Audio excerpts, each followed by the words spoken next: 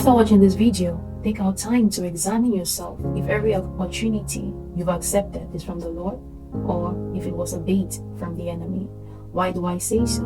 You see, the Bible tells us in John 10:10 that the enemy comes to steal, to kill, and to destroy.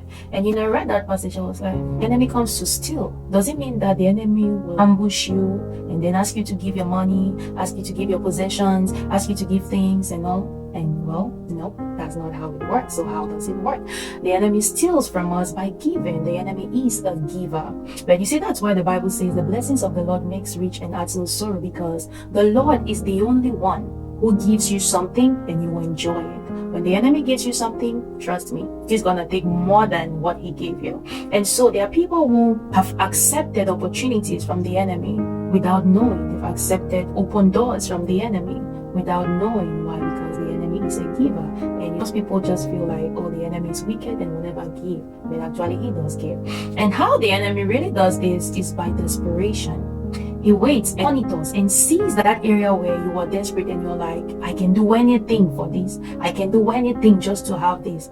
He's like, oh, this is what I've been waiting for. And now he steps in and makes sure he meets up with that desperation. So let's say you were desperate for a job, and that job will not just take you away from your family, but it's going to give him access to your children, access to your family, and he's gonna introduce agents who will make your children, agents who will teach your children things that they were not supposed to learn if you had time or spent more time with them. But because that job is from the enemy, it's gonna take you away from your family. It's gonna drain you so much so that you won't even have time to teach your children. You won't have time to observe and notice the changes in their lives. You won't have time to even see and be able to tell that, okay, something is going wrong here. This child is supposed to be doing, they are supposed to be acting this way, but now they are acting wayward. They are acting completely opposite from what I want them to be or from what I want them to do. Because you are busy, you do not observe that, and before you know it, they've grown into that lifestyle. They are living it because